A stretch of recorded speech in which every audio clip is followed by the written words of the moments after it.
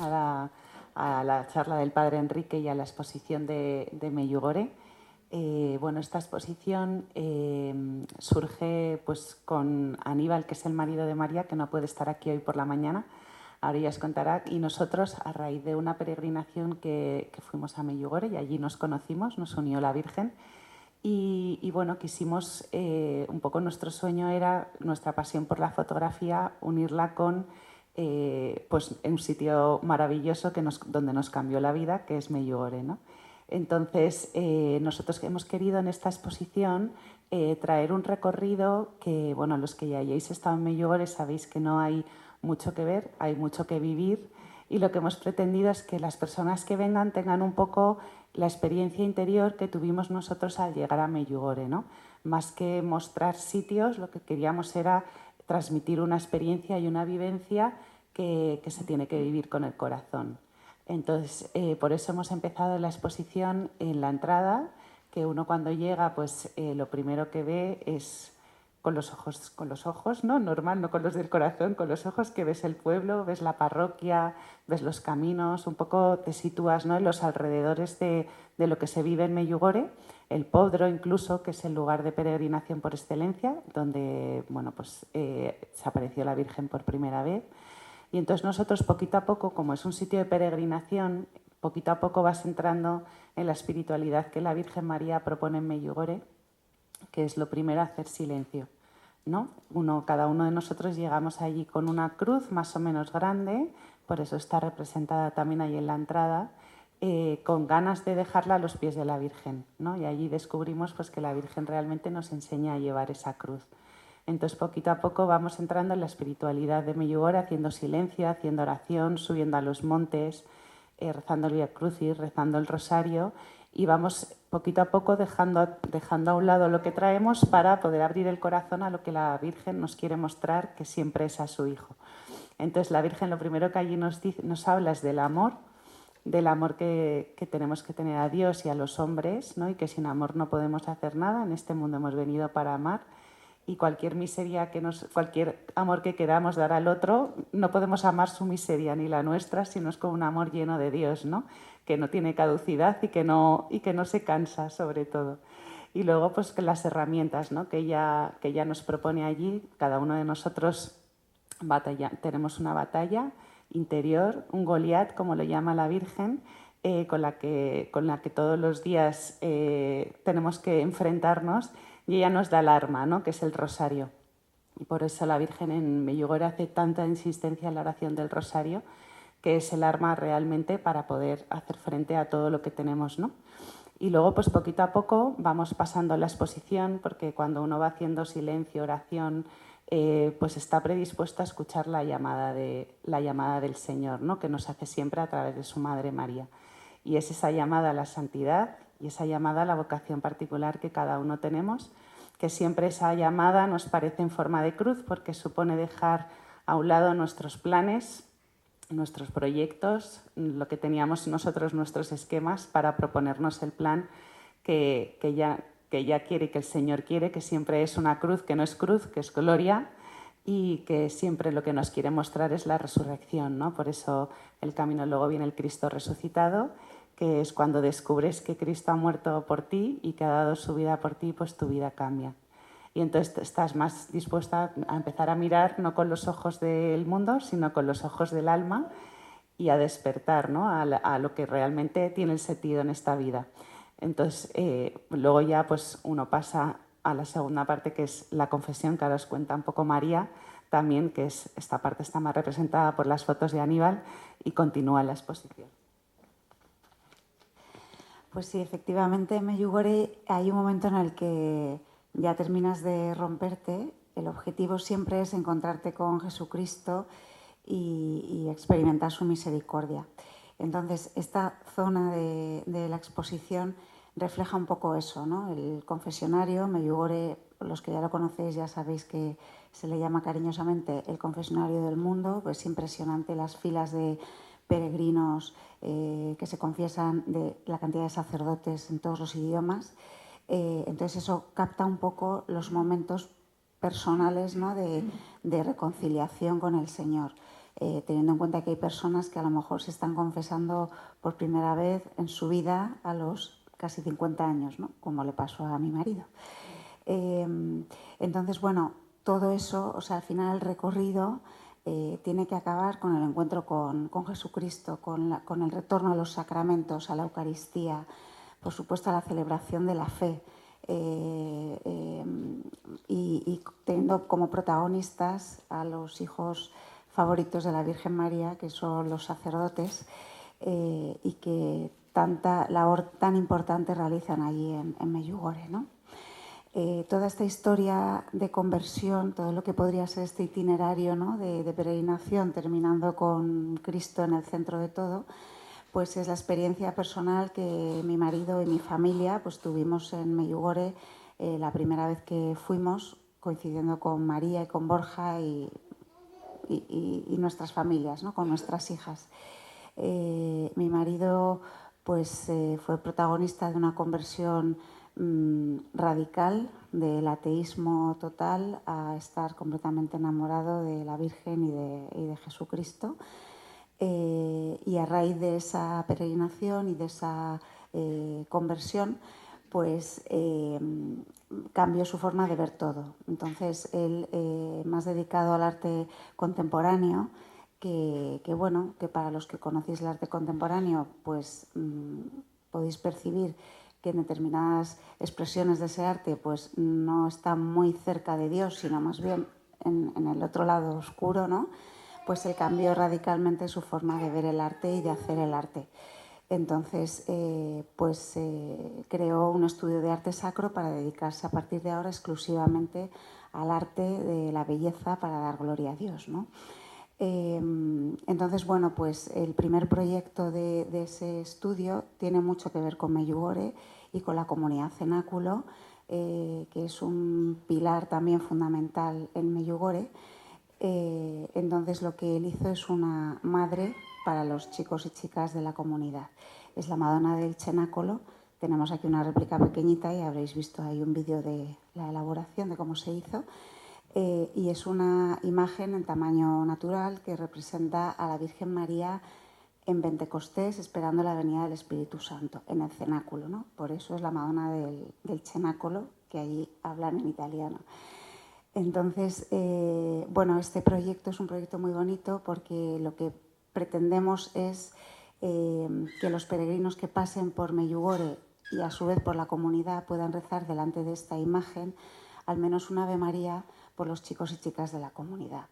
Nosotros llamamos a este proyecto Tan solo una Ave María porque pensamos que tan solo una Ave María es suficiente para cambiar los corazones. Para nosotros, para nuestra familia, el cenáculo es un lugar muy especial porque conocemos muchas personas que han visto ahí la misericordia de Dios, conocemos personas que siguen ahí luchando y batallando y personas y amigos queridos que ya han salido y que siguen luchando, ¿no? Entonces, necesitamos que esa oración continúe, que no pare, y ese ha sido el comienzo y el fruto más principal de la peregrinación a Medjugorje, ¿no? Nada, pues con estas pinceladas, después de la charla del Padre Enrique, os invitamos a que paséis por la exposición y sin más le vamos a dar paso a él, que párroco de Buen Suceso y vamos, el principal impulsor de los retiros de Maús en España y bueno, de toda esta nueva oleada de nueva evangelización que está cambiando tantos corazones. Padre Enrique, muchísimas gracias por estar aquí hoy.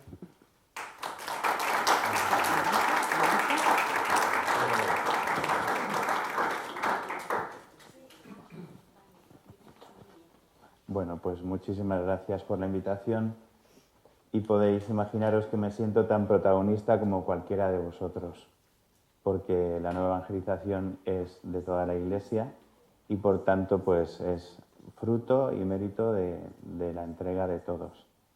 Y aunque esto es una charla, yo no sé hacer nada sin invocar el Espíritu y sin pedir la ayuda de María.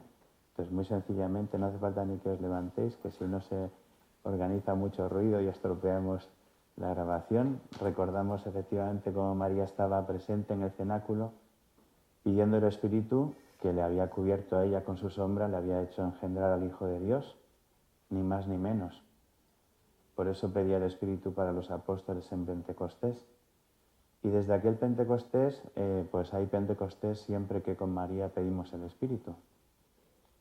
Me impresionaba mucho en la segunda semana de Pascua, este acontecimiento de los Hechos, cuando vuelven Pedro y Juan, que son liberados, y está la comunidad rezando, como esa asamblea, ¿no?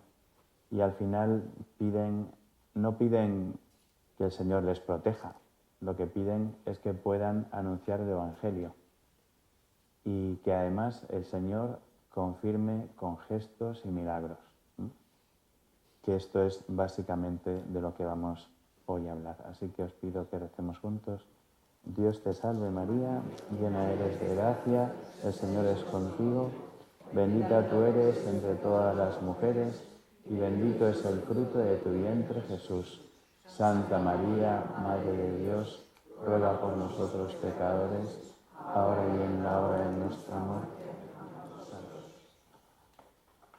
Muy bien, pues soy Enrique González Torres, tengo 50 años, soy sacerdote desde el año 2003 y se me pide que os cuente qué ha significado Medjugorje para la nueva evangelización, ni más ni menos. Es unir dos conceptos o dos realidades que de hecho creo que es muy sencillo para mí mostrar cómo están profundamente interconectados, ¿no? Hacerlo desde un punto de vista doctrinal, profundo, pero también pues para que vosotras y vosotros podáis mantener la atención, hacerlo de una manera poco académica y un tanto entusiasmante, ¿no? Entonces, una realidad teológica es que a Jesús siempre lo vamos a tener por María, de María y por el Espíritu Santo, como fue su concepción, por obra y gracia del Espíritu Santo y solo de María, Virgen.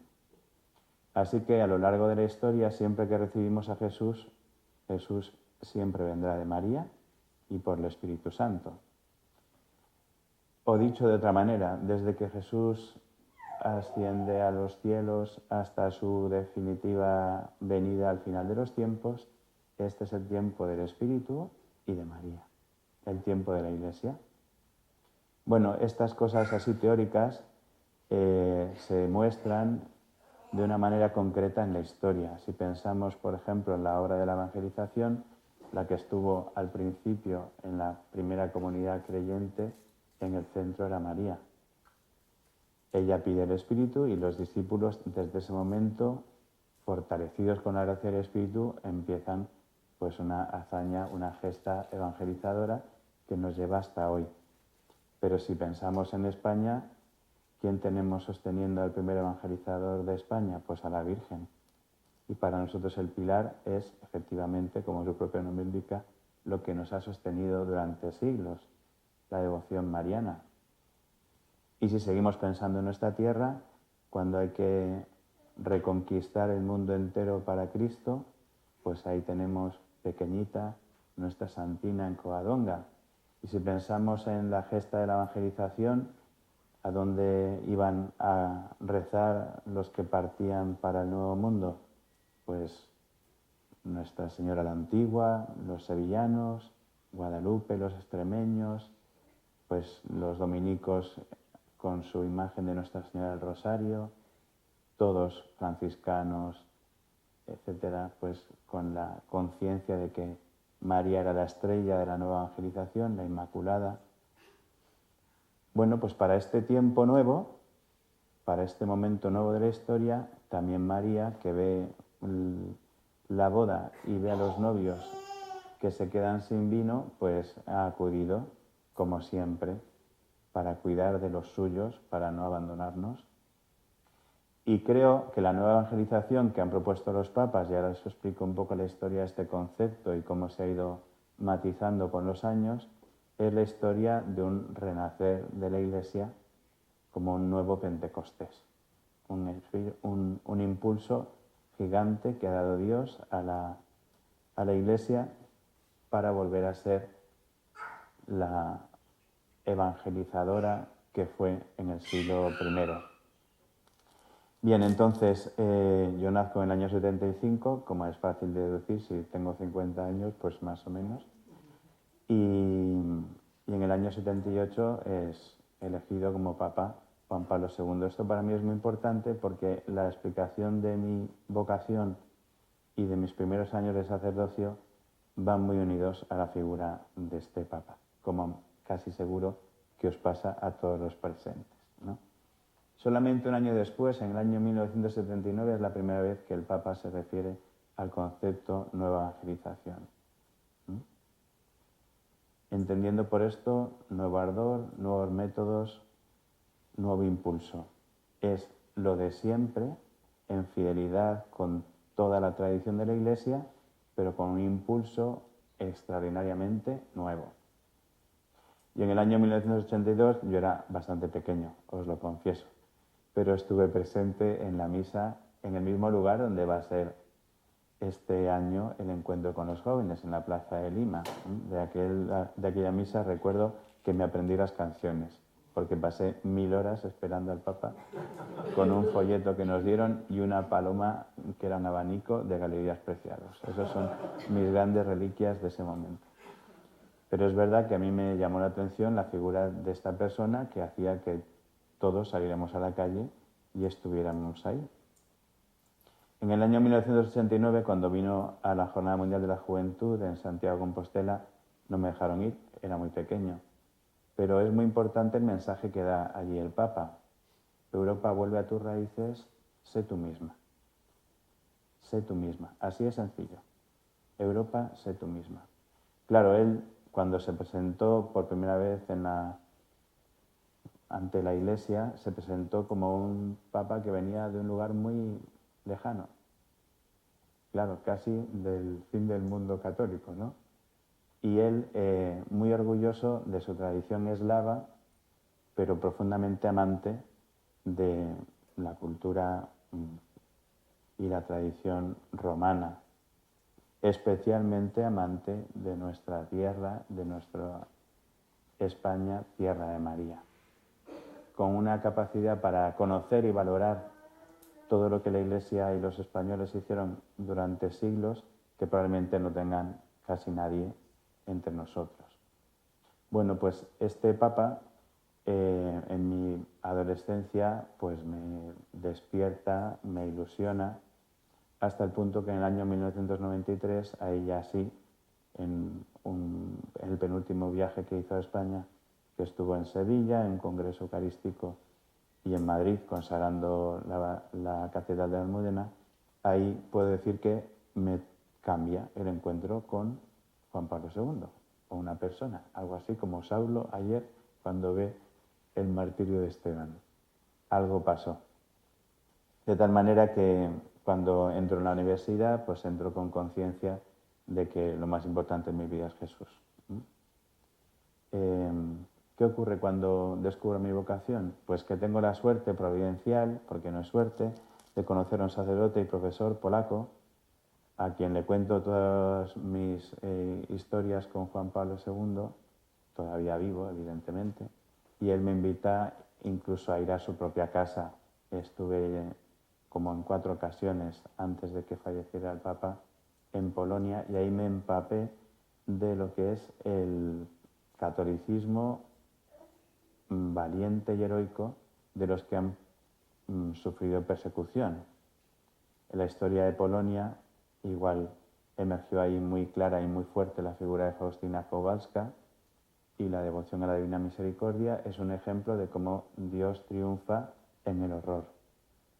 Maximiliano Kolbe, Edith Stein, todas estas personas me marcaron profundamente, de tal manera que puedo decir, aunque suene un poco cursi, que yo cuando llegaba a Polonia me sentía en casa, a pesar de no hablar nada de polaco, cosa que es muy normal porque es súper difícil. Bueno, pues el Señor me esperaba con una sorpresa bonita, porque justo cuando me iba a ordenar en el año 2003, porque me correspondía, no por otra cosa, pues se anunció la última visita del Papa Juan Pablo II a Madrid, y después de haber tenido muy mala suerte y no haber sido elegido para acompañar al Papa en ningún evento, en ninguno, pues a falta de una semana resulta que me eligieron para hablar y dar testimonio ante los jóvenes en Cuatro Vientos y lo más importante para mí, ahora que no me oye nadie, delante del Papa, ¿vale? Así que fue un momento precioso y lo vi como un espaldarazo, como un empujón que el Señor me daba a mi propia vocación. Bueno, y me diréis, ¿y esto, toda esta introducción, qué tiene que ver con Medjugorje? Pues vais a entenderlo muchísimo, porque Medjugorje para mí fue otra vez estar en casa. La primera vez que fui 2 veces en una peregrinación a la que me invitaban, pero que yo no promovía, las 2 con Santiago Fuste, creo recordar. Y en estas 2 peregrinaciones lo que pude experimentar fue cómo los corazones descansaban. Esta sensación de llegar a casa donde está tu madre. Y entonces es como si se te aflojaran todas las tuercas, ¿no? Y toda la dureza del corazón se reblandeciera. Pero a mí me impresionaba que esto sucedía en un lugar, por eso he contado lo de Polonia, donde los creyentes se habían jugado la vida por serlo. Tanto por la época de los turcos, como después en la época del comunismo. Los católicos, mayoría de ellos croatas, en este pueblo de Bosnia habían sido heroicamente defensores de su fe, ¿no? Me recordaba el Polonia Semper Fidelis, que decían los papas de la tierra de Polonia, que siempre había sido fiel, y me recordaba cosas que aquí en España se vivían con naturalidad en los años 50, 60, y que quizás son desconocidas para las nuevas generaciones. ¿Qué pueblo en España no tiene un monte dedicado al Calvario o al Vía Crucis? ¿Qué pueblo en nuestra tierra no tiene un Sagrado Corazón presidiéndolo o una imagen de la Inmaculada, ¿no? De tal manera que lo que yo veía en aquellos jóvenes, que había a miles, enamorados del Señor, era algo que me recordaba nuestra propia identidad. Otra cosa que me pareció impresionante en Medjugorje es que era una parroquia. Claro, aquí se ve el interés particular. Los franciscanos podían haber organizado eso de muchas maneras, pero a mí me llamaba la atención que no se pudiera celebrar más misa que la misa que se celebraba en la parroquia. Se podía concelebrar hasta por decenas de miles de sacerdotes, pero no había otro lugar de culto ni había otro sitio, porque era la única mesa de Cristo. También me llamaba la atención que la programación de la parroquia no era, no voy a decir cosas para salir en los medios, ¿vale? No era la típica agenda de cosas de una parroquia que la mitad son paganas, sino que básicamente era un programa de oración marcada por la liturgia de las horas, el rezo del rosario, la adoración eucarística cuando tocaba, no todos los días, y la Santa Misa. De tal manera que, aunque acompañaba a personas que no eran la mayoría de ellos creyentes, o que eran creyentes pero tenían su fe muy adormecida en esos 2 primeros viajes, lo que yo mostraba era algo que podía tener perfectamente su continuidad en Madrid. Y de hecho, todos los que habéis ido a Medjugorje sabéis que la última meditación, la que se hace en el autobús volviendo al aeropuerto, es ¿dónde está Medjugorje? Medjugorje está en tu casa. Medjugorje está en Madrid, ¿no? ¿Por qué? Porque Medjugorje es una vuelta a Cristo por la intercesión y por el corazón de la Madre, pero que gracias a Dios no termina cuando se acaba la peregrinación, sino que sigue sucediendo en la Iglesia Católica, ¿no? También me llama muchísimo la atención en los mensajes de María, los mensajes de nuestra Madre, el respeto y el cariño con que hablaba de los sacerdotes. Claro, podéis imaginaros, un sacerdote recién ordenado agradece bastante ese tipo de mensajes. Y cómo en ningún momento se ponía por encima de la autoridad de los apóstoles, en este caso de los obispos o del Papa, ¿no? Pero básicamente lo que yo pude contemplar en esas 2 primeras peregrinaciones en la que iba, por decirlo de alguna manera, al servicio de los peregrinos, fue la cantidad de milagros que sucedieron en el corazón, ¿no? Y esto tiene muchísimo que ver con la nueva evangelización. ¿Por qué? Porque no había argumentos, no había discursos, no había apologética. Lo que había es un amor que te hacía desbordarte, ¿no? Como dicen ahora los jóvenes, que me explota la cabeza. pues aquí lo que te explota es el corazón, ¿no? Y de hecho, mi propia experiencia, que yo no me quedé al margen de esto, es que efectivamente de repente adquirí una conciencia de todo mi pasado y todo el pecado que había habido más o menos oculto a mi propia conciencia, pero esta acusación venía totalmente envuelta en un corazón misericordioso que no me acusaba, sino que me curaba, que me sanaba, ¿no? Así que yo también hice ahí una confesión de estas, que es de volver a nacer, ¿no? ¿Qué ocurre? Pues que yo soy un cura muy obediente y entonces sabía que en esa época no podía promover de manera oficial ninguna peregrinación, ni las diócesis ni las parroquias. Así que, bueno, pues me dosificaba mucho para no, pues para no generar ningún problema a mi obispo. Y de hecho, siempre que fui, lo tengo que decir, pedí permiso en privado al obispo, ¿vale? Lo digo para que sepáis que yo nunca me salto, porque me parece muy importante que vayamos de la mano de los apóstoles y de sus sucesores. En el año 2012 fue la última vez que fui, en esa primera época, fui en la famosa peregrinación de Medjugorje Joven del 2012, en la que fuimos un montón de sacerdotes, uno ayer por la tarde, compartió su testimonio con vosotros, Gonzalo Moreno. Y es una peregrinación muy especial porque era muy pobre en medios y por eso muy barata. Íbamos en autobuses y dormíamos en camping, pero la convivencia y el amor que pudimos vivir muchos de los que estábamos allí, pues es impresionante, ¿no? Y participé en el Festival de Jóvenes por primera y única vez en mi vida. Claro, ese ambiente de jóvenes donde no hay otro interés más que Jesús, porque no hay nada más que ver, por otro lado. Tampoco hay nada más, o sea, no hay ni lugares de ocio, solamente, o sea, el plan es rezar. Pues llama mucho la atención, porque también ahí podías llevar a cualquier persona sin ningún filtro, sin que tuviera que haber superado un casting previo, con la certeza de que iba a volver enamorada, ¿no? De hecho, fui testigo de cómo algunos de los jóvenes que estuvieron ahí, pues recibieron la llamada sacerdotal y alguno, pues hoy es sacerdote, ¿no? Bueno, en el año 2014, don Antonio María Rouco Varela pues presenta su cargo al Santo Padre y el Papa Francisco, y entonces se nombra al nuevo obispo de Madrid, don Carlos Osoro.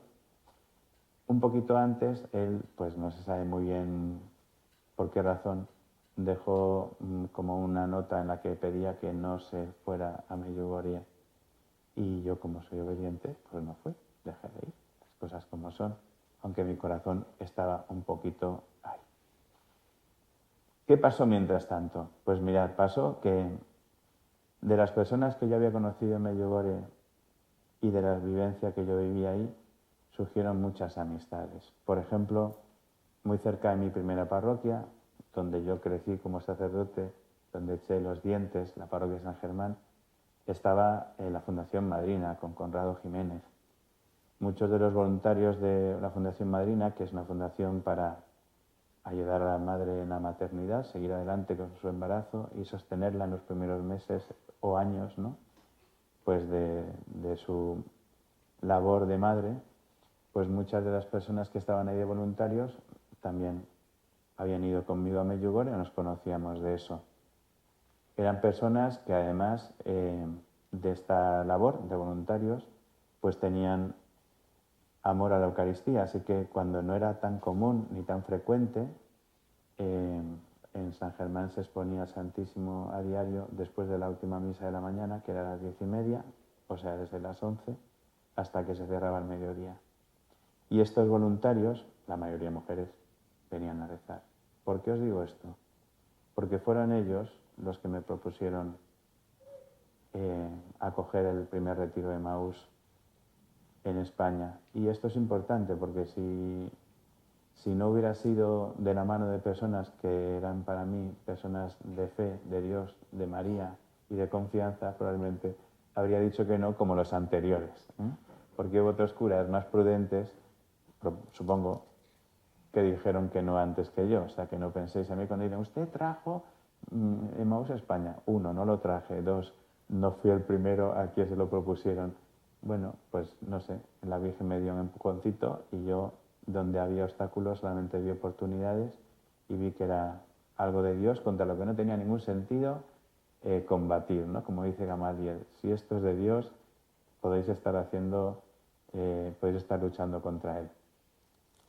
Así que un poquito antes, también hay que decirlo, en agosto del 2009, estas mismas personas me propusieron que acogiera en la parroquia a una mujer argentina de, de Salta, a la cual pues la Virgen María pues también la había escogido como un instrumento pues para comunicarse al mundo, ¿no?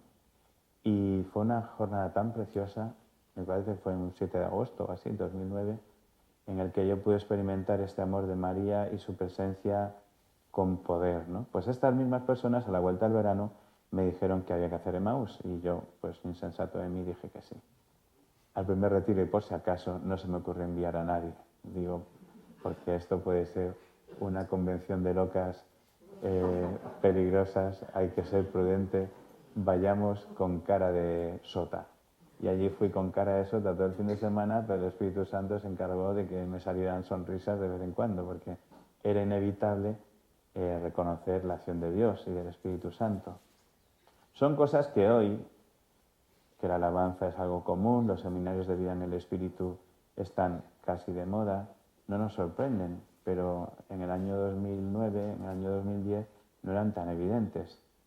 No era tan evidente experimentar esa fusión del Espíritu o experimentar ese gozo en el corazón o ver cómo el Señor transformaba los corazones, pues porque el Espíritu Santo obraba en ellos. Al menos para mí no era tan evidente y no pude dejar de reconocer que era pues una transformación increíble la que vivían todos los que participamos en los retiros de Emmaús. Me atrevo a decir que después de eso han venido otras cosas. Yo no digo que sean causa-efecto, pero sí que son ocasión o familia, ¿no?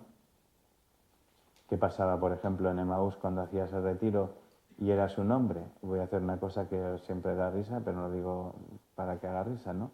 Pues que la fiesta acababa cuando llegabas a casa y te encontrabas con tu mujer. Lo mismo pasaba con las mujeres. ¿Qué pasaba cuando hacías un retiro de Emmaús y llegabas a casa? Porque te encontrabas con tu marido y entonces, claro, era un drama. Era un drama si no era creyente, era un drama si no podía entender tu alegría, era un drama si... Por eso, enseguidísima, todo el mundo decía, oye, esto hay que hacerlo para matrimonios. Y no es lo mismo, ni tiene que ver, pero hay que reconocer que en la iniciativa de José Luis Imagui, en el proyecto Amor Conyugal, lo que se ofrece a los matrimonios es una experiencia de renovación que es algo parecido a lo que vivía cada uno individualmente por su lado, hombres por un lado y mujeres por otro, ¿no? Y también es evidente que el proyecto Amor Conyugal en España, al menos aquí en Madrid, ha sido una renovación para muchísimos matrimonios y para muchísimas familias. En paralelo surgió el retiro para jóvenes de FETA, más tarde, después, gracias también a Javier Sigris, que es uno de los que participará en estas conferencias, pues surgió Bartimeo y otros retiros, que son retiros de nueva evangelización, retiros de primer anuncio. ¿Cuál es, entonces, la Iglesia en España ha recibido como un impulso renovador por muchos cauces, pero que tiene una única fuente, que es la Trinidad y María.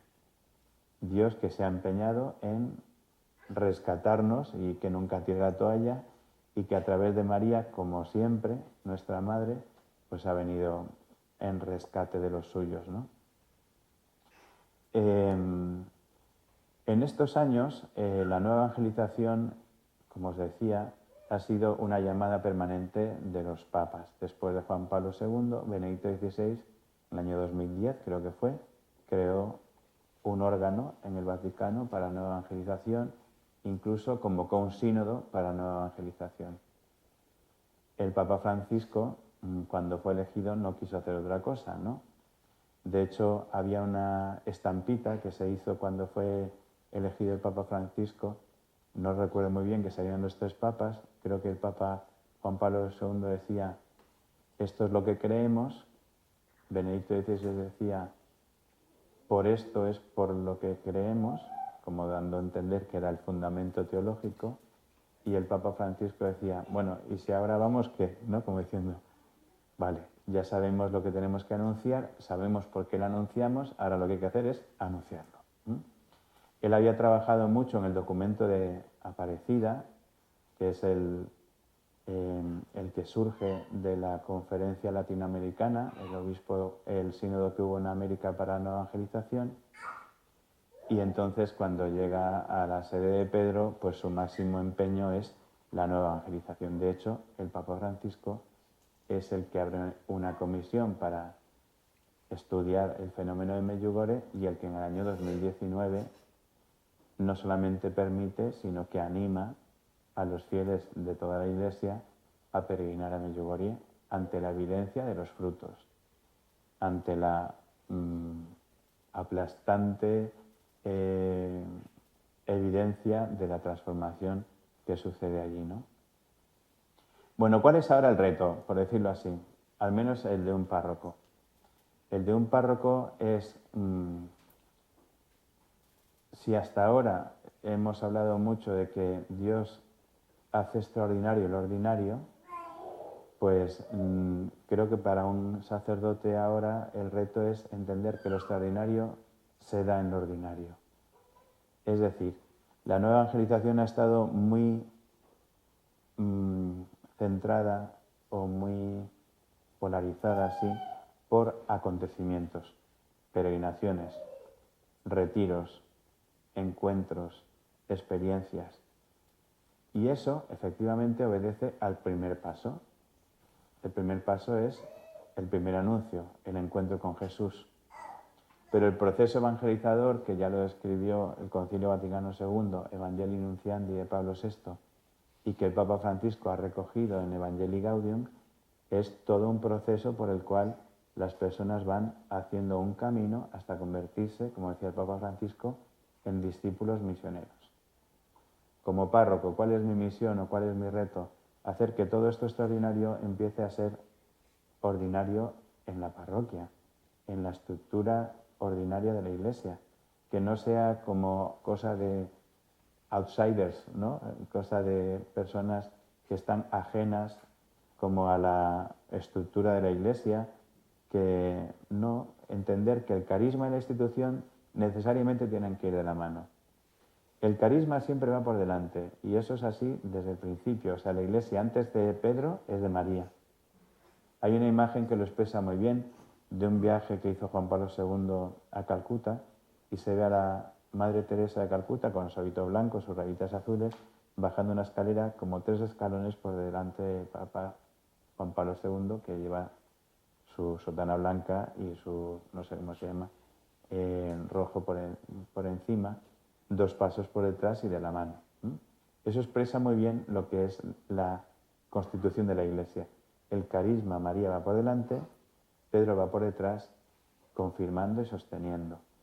Todas estas cosas que el Espíritu Santo y la Virgen María han suscitado y todas las que están suscitando a la vez, ¿no? Ahora ya os digo, raro es el fin de semana en que no hay varios seminarios de vida en el Espíritu celebrándose, es decir, el Espíritu Santo, que estaba como muy poco presente en la vida ordinaria de los fieles, ahora tiene un protagonismo evidente y extraordinario, ¿no? Todas estas cosas se tienen que ahora integrar en un proceso. La frase más repetida en los congresos de nueva evangelización es que hay que pasar de las actividades a los procesos. Hay que no vivir de momentos puntuales, sino ofrecer itinerarios de crecimiento, como hizo Jesús. Juan y Andrés, un primer encuentro les marcó la vida. Juan, cuando lo cuenta, se acuerda de la hora 10ª. Pero Juan y Andrés son durante 3 años instruidos por el Maestro. Y el Juan del principio, por hacer un poco alusión a lo que pasa hoy, ¿no? Juan del principio, cuando fueron a una aldea de Samaria y no les dejaron entrar, le pidió a Jesús algo muy tranquilo, que mandara fuego del cielo y los destruyera, ¿no? Ese era Juan al principio. Los amaos unos a otros, ¿vale? Es el mismo, aunque no lo parezca. ¿Y por qué lo digo hoy? Pues porque hoy vamos a ver cómo esa María se llena del fuego del Espíritu Santo porque va por ahí Felipe, ¿no? Pero claro, hicieron un camino. Entonces, el fenómeno de las conversiones, los conversos, que es una maravilla, hay que apoyarlo y sostenerlo en un proceso de crecimiento en el discipulado. Para convertir al final a la persona, después de este proceso en el que están la catequesis, los sacramentos y al final el envío misionero en discípulos misioneros para la sociedad, ¿no? Como os decía, tanto Polonia como lo que yo pude percibir de los croatas en Medjugorje me llamaba la atención porque había como binomios muy unidos, tradición e innovación. Parece que en España esto no está unido, o no estaba. O eras, por decirlo con la expresión más popular que me duele mucho, progre, o eras tradi. No podías ser fiel a la tradición y a la vez innovar. Para mí, Polonia, para mí, Medjugorje, para mí, los santos son el mejor ejemplo de cómo la tradición y la innovación son posibles. Otro binomio, piedad, compromiso. Es decir, parecía que o eras muy piadoso y tu vida cristiana quedaba encerrada en lo privado, en el ámbito de lo privado, y si acaso, si estabas en una parroquia, cosa ya rara, se quedaba en la sacristía, o eras alguien que estaba muy preocupado por la transformación del mundo, pero quizá desde lo social y olvidando la raíz y la fuerza del corazón enamorado. Para mí, un polaco, de los que tuvieron el coraje de enfrentarse al comunismo y presentar una alternativa democrática después de una dictadura, movido por el Espíritu Santo, es un ejemplo de lo que también hoy un cristiano tiene que vivir en la sociedad. Es decir, piedad y compromiso tienen que ir de la mano. No podemos vivir en una cosa o en la otra, ¿no? Para mí la nueva evangelización tiene ahora este reto, que pasemos de cosas extraordinarias que hay que vivir puntualmente fuera de tu cotidianidad para vivirlo de manera ordinaria todos los días en tu casa, en tu trabajo, en tu parroquia, en tu familia, con los tuyos, ¿no? Y para eso, ¿qué hace falta? Pues seguir anunciando a Jesús, pero sobre todo lo que no está preparada la Iglesia y lo que estamos trabajando mucho es hacer procesos que acompañen a las personas desde ese primer momento de encuentro con Cristo hasta esa madurez espiritual que les haga capaces pues, de asumir un cargo, por ejemplo, en la vida pública sin que avergüence a su condición de cristiano. Pues en la política, en la cultura, en la ciencia, en el arte. O sea, realmente volver a transformar el mundo, como hicieron los apóstoles, con la gracia de Cristo, con la fuerza del Espíritu y en el nombre de María. Y bueno, esto sería un poco lo que tengo que decirles, pero lo más interesante siempre es las preguntas y las respuestas. Así que gracias por escucharme.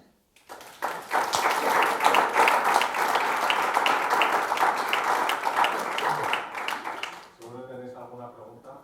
No hay preguntas importunas ni preguntas inadecuadas. Lo que siempre será inadecuado e inoportuno es la respuesta. Dime.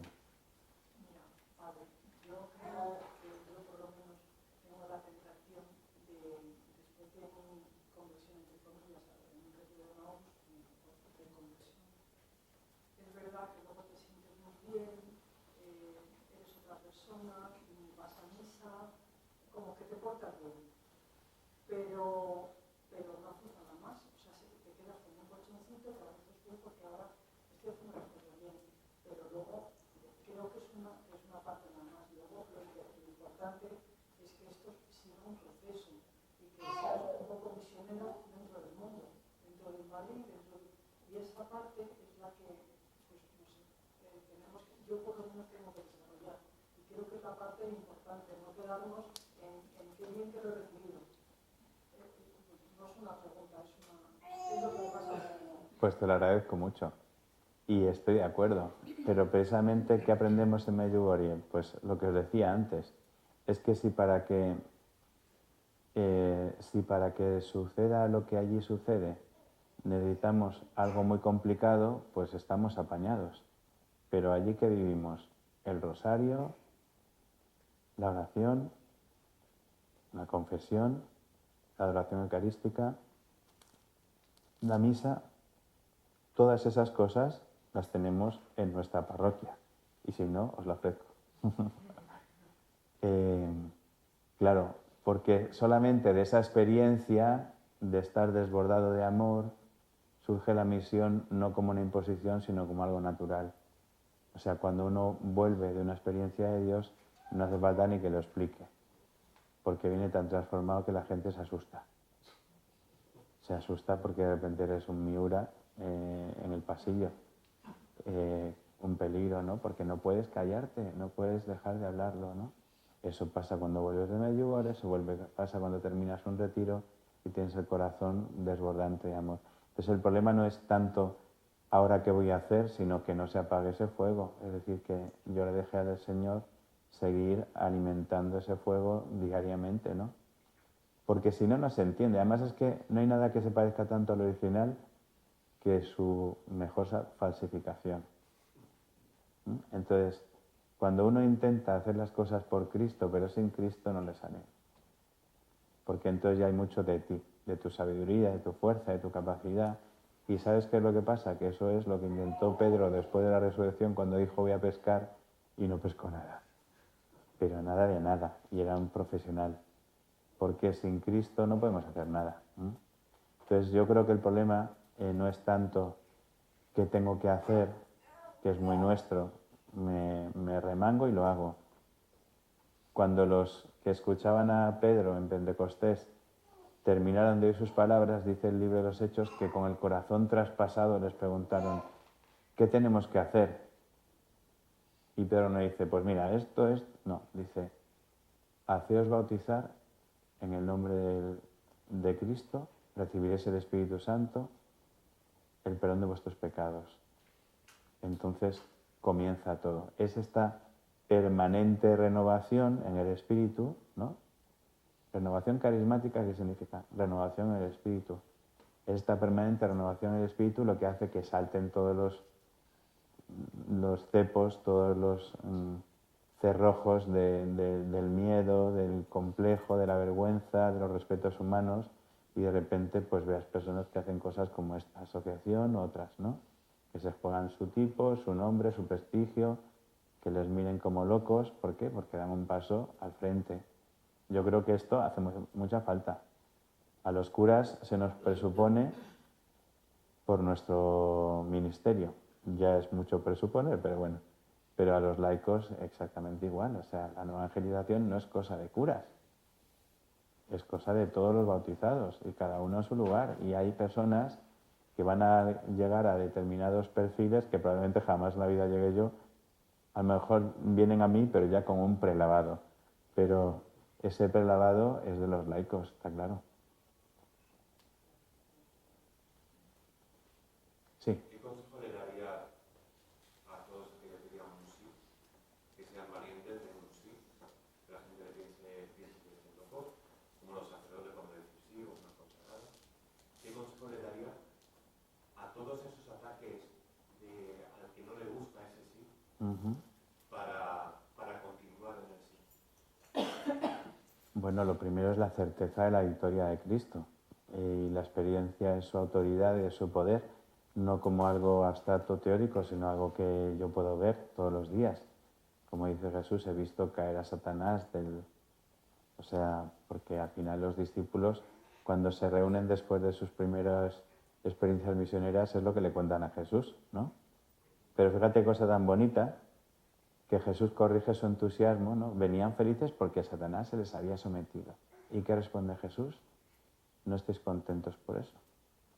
Estad alegres porque vuestro nombre está escrito en el cielo. O sea, al final la conciencia de que Cristo ya ha vencido y que tú eres suyo y que eres rescatado y redimido y que ya has eres miembro de esta nación consagrada, de este pueblo santo que es la Iglesia, te hace no tener miedo. No sé, es que yo la verdad que hace tiempo que perdí el miedo, pero supongo que da un cierto vértigo, pero es volver una y otra vez a la experiencia de donde uno ha nacido, ¿no? Y desde luego, pues cosas claves que ya hemos oído hoy, pues en la presentación y ahora cuando yo he hablado de esto, ¿no? Pues a mí me sostiene la Virgen María, o sea, no puedo decirlo de otra manera. Es más, aquí se está grabando y quedará fatal para siempre, pero no pasa nada. Me dicen, ¿tú cómo te imaginas a María? Pues yo la verdad que me la imagino pegando patadas voladoras y como si fuera un ninja, ¿sabes? Defendiéndome constantemente de los ataques del enemigo. O sea, es todo amor, pero es fuerte. María es fuerte. Tampoco, insisto, tampoco quiero dar ningún titular, pero en las oraciones de liberación, en las oraciones de exorcismo, el poder de María contra Satanás es definitivo. No, el nombre de María es algo ante el cual retrocede el mal siempre, ¿no? Así que realmente no tenemos nada que temer. Es que si te das cuenta es una constante, ¿no? El misionero, cuando está cansado, María le sostiene, ¿no? Esa imagen que habréis visto todos, por ser vos quien sois, que habéis visto a Juan Pablo II herido y la imagen de la Virgen de Czestochowa abrazándole, ¿no? Sosteniéndole, esa consagración del totus tus de el joven Wojtyła cuando fue pues, un adolescente. Tras la muerte de su madre, él peregrina al santuario Calvaria y allí hace esa consagración de San Luis María Griñón de Montfort, de consagrarse a la Virgen con ese totus tus. Y ya habéis visto que María lo ha defendido literalmente, o sea, le ha desviado una bala y le ha protegido de todo, ¿no? Entonces, cuando uno tiene verdadera fe y confianza, pues no hay nada que temer. El problema es recular. Esto lo dice San Ignacio, ¿no? O sea, si tú ante el primer ataque reculas, entonces el enemigo se crece y el miedo te paraliza. Pero si tú, con las armas de Cristo, ¿no? Las que dice San Pablo, con las armas de Cristo vas al combate, el enemigo huye. Enfrentaos al diablo que huirá de vosotros, dice el apóstol San Pedro. ¿Mm?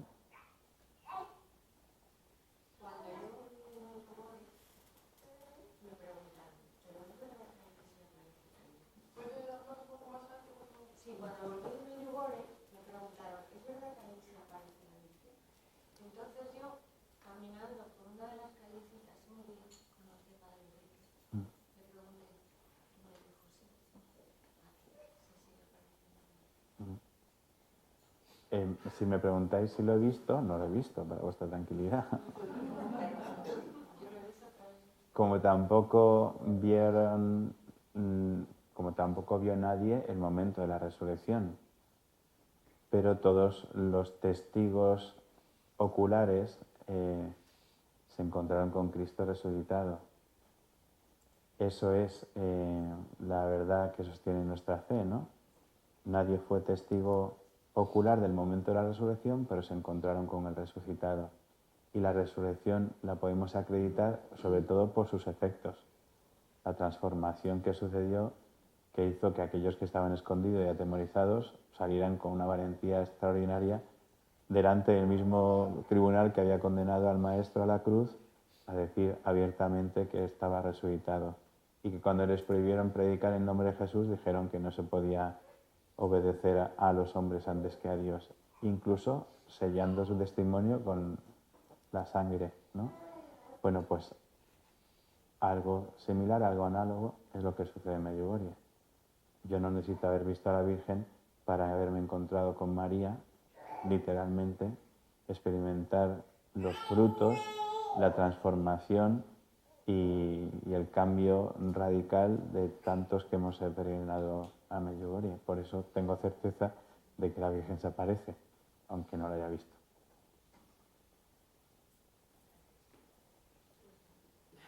Yo cuando estuve en Medjugorje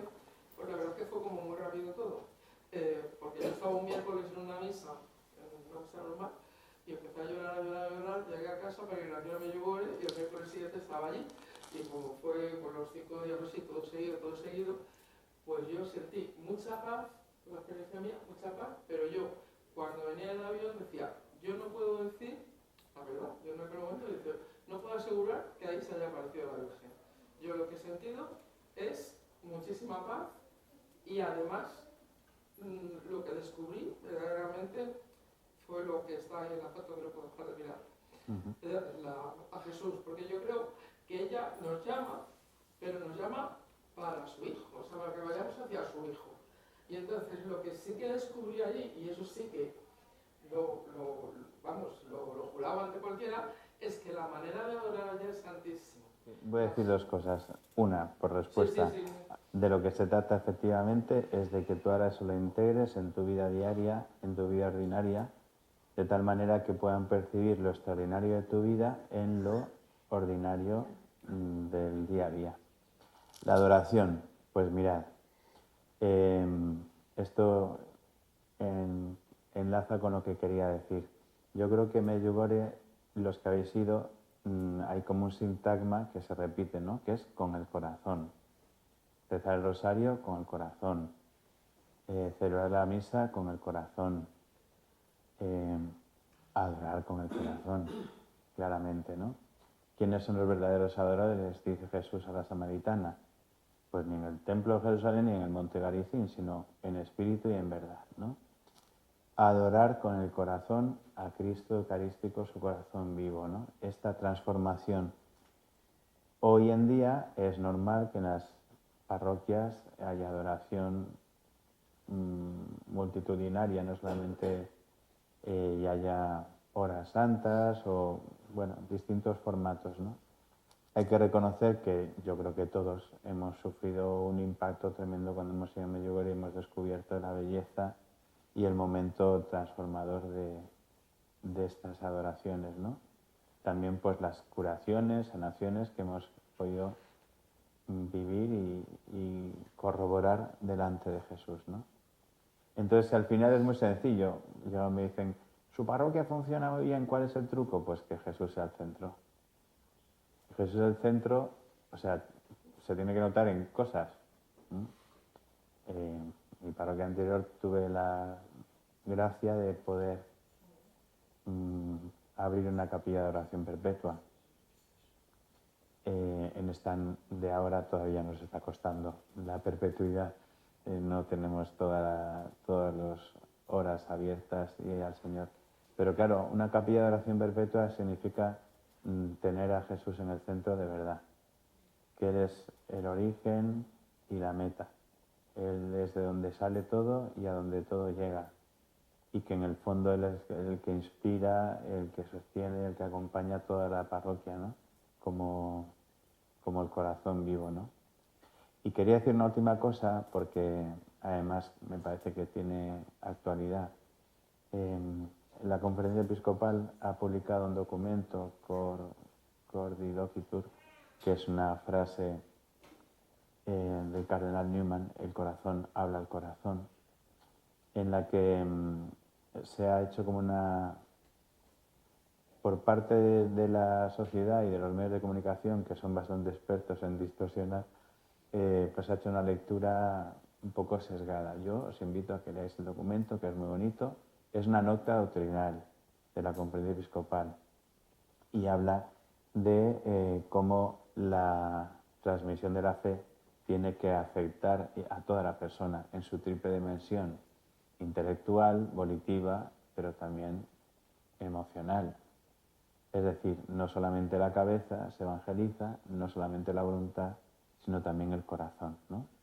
Y esto tiene muchísimo que ver con la nueva evangelización. O sea, cuando el Papa Francisco en Evangelii Gaudium habla de dos peligros en la Iglesia, uno es querer llegar a Dios por la cabeza, el mítico gnosticismo de todos los siglos, o por la voluntad, el mítico pelagianismo de todos los siglos. Algo que en nuestra España, desde los 50 a los 90, era bastante evidente, lo digo con todo cariño. Se nos ha educado a tener razones, en el mejor de los casos, y a tener intenciones, pero faltaba lo más esencial, que es un corazón enamorado. Los métodos de nueva evangelización lo que hacen es que suscitan este encuentro que transforma el corazón. Y ahora ya voy a pensar y voy a querer según Dios. Pero primero porque tengo el corazón contento, como cantaba la cantante. O sea, porque estoy desbordado de amor, ahora me preocupa. El orden de los factores sí altera el producto en la evangelización. Si yo a una persona real del mundo, es decir, completamente ajena a Dios, con sus ideologías de muerte, con sus prácticas totalmente inhumanas, me acerco a él con una exposición de razones, es que para empezar ni lee, con lo cual no tengo nada que hacer. Y con buenos deseos o con buenas intenciones tampoco. Pero es que tampoco lo hacía así Jesús. O sea, Zaqueo era un delincuente, dicho en plaza. Era lo peor. Pero lo primero que hizo Jesús fue mirarle con amor y esa mirada le cambió el corazón. Entonces tiene sentido que Jesús le diga conviene que vaya a tu casa y el otro le reciba muy contento y al final dé un fruto de conversión que va más allá de la lógica. La mitad de mis bienes a los pobres y si a alguien le defraudó le devuelvo 4 veces más. El orden de los factores sí altera el producto. Así que el corazón, que estaba como ajeno al anuncio, ahora nos damos cuenta que es lo más importante. Porque una vez que se transforma el corazón, a lo mejor se evangeliza mi cabeza y mi voluntad, pero porque de lo hondo de mi corazón brota como espontáneo este deseo de amar a Jesús.